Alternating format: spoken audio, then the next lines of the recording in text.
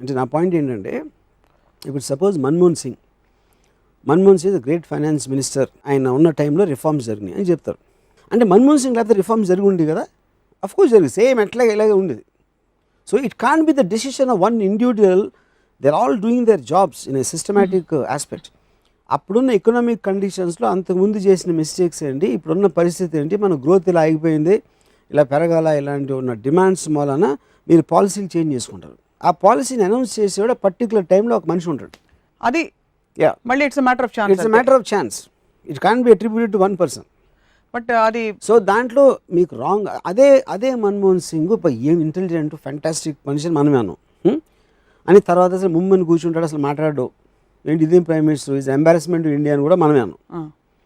So అప్పుడు అంటే అంత గొప్ప రిఫార్మ్స్ చేసేసి ఇండియన్ ఫైనాన్స్ ఆస్పెక్ట్ని ఆకాశానికి తీసుకెళ్ళిపోయినాడు, అంత మోగోడుగా చేశాడా, లేకపోతే ఇప్పుడు మనకు తెలుసా అంత మోగోడని, అంతకు ముందు కూడా అలాగే ఉండి కూడా తెలుసా మనకు తెలియదు. సో ఇవన్నీ ఏమిటంటారు అయితే, మరి పర్సెప్షన్స్ మారుతున్నాయా? మనం అంటే ఎంటర్టైనింగ్ ఈవెంట్ అయినా, అప్పుడు అలా ఎంటర్టైన్ అయ్యాము, ఇప్పుడు ఇలా ఎంటర్టైన్, అసలు నిజంగా ఏం జరిగింది అనేది మనకి తెలియడానికి ఆస్కారం ఉంది. మొన్న ఇటీవల రామ్ జెఠ్మలానీ గారు, సుప్రీంకోర్టు న్యాయవాది, రాహుల్ గాంధీకి తన ఆఫీస్లో గుమాస్తా ఉద్యోగం కూడా ఇవ్వనని అన్నారు.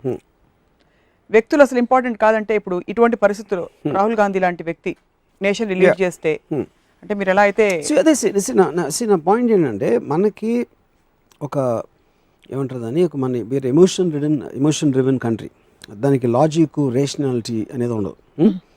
ఒక ఫ్యామిలీ ఉంది, ఆ ఫ్యామిలీ ఆయన కొడుకు, ఆ మంత్రి ఉన్నది ఆయన కొడుకు, ఆ కొడుకో కూతురో వీళ్ళందరూ వస్తూ ఉంటారు. అంటే మనకు ఒక ఫ్యూడల్ ఆస్పెక్ట్లోంచి ఇంకా మనం బయటికి రాలేము కాబట్టి, ఒక రాచరిక ఫ్యామిలీ, అది సినిమా ఇండస్ట్రీలో మీరు చూస్తారు, పొలిటీషియన్స్లో చూస్తారు. ఆ వ్యక్తి ఇండివిజువల్ మెరిట్ ఏంటి, ఫలానా వాడి కొడుకు కాకుండా ఇండివిజువల్ మెరిట్ అనేది ఉందా అనేది అసలు మనం ఆలోచించాం ఇప్పుడు. ఎందుకంటే ఫలానా కొడుకు హీరో అంటే ఈడు హీరో, ఫలానా మినిస్టరు ఫలానా గాంధీ ఫ్యామిలీ నుంచి వచ్చాడు ఇది. సో ఇప్పుడు రాహుల్ గాంధీకి పర్సనల్ ఉందా లేదా నాకు తెలియదు, రాహుల్ గాంధీ ఇంటెలిజెంట్ కాదా నాకు తెలియదు, కానీ పాపులర్ పర్సెప్షన్ ఈజ్ నాట్. ఎందుకంటే మీరు విపరీతంగా జోకులు వేస్తూ ఉంటే రాహుల్ గాంధీ ఏమన్నా తెలుసా అంటే, అది ఎవరినైనా మీరు అలా చేయొచ్చు.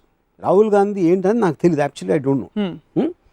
కానీ రాహుల్ గాంధీయే కాకుండా ఏ మినిస్టర్ ఇంక్లూడింగ్ మోడీ గారు కూడా విజిబుల్గా నేను మా మదరు మా ఫ్యామిలీ ఇంట్లో ఉన్నది నాకు ఇప్పటి నుంచి ఎప్పుడో ఒక పర్టికులర్ గవర్నమెంట్ మారినందుకు విజిబుల్ చేంజ్ అనేది నేను ఎక్స్పీరియన్స్ చేయలేదు. మీరు చూడలేదా, ఎక్స్పీరియన్స్ చేయలేదు? నేను ఎక్స్పీరియన్స్ చేయలేదు. చూడటం అంటే ఏంటి, ఎవరు చెప్తారు ఇలా చేసేస్తున్నారు, ఇలా చేశారంట, అది ఇచ్చారంట, ఎంతమంది ఫార్మర్స్కి ఇన్ని ఇస్తున్నారంట. అప్పుడు నేను ఒక సిటిజన్గా I can't look at the whole state as one whole, అది గవర్నమెంట్ పని.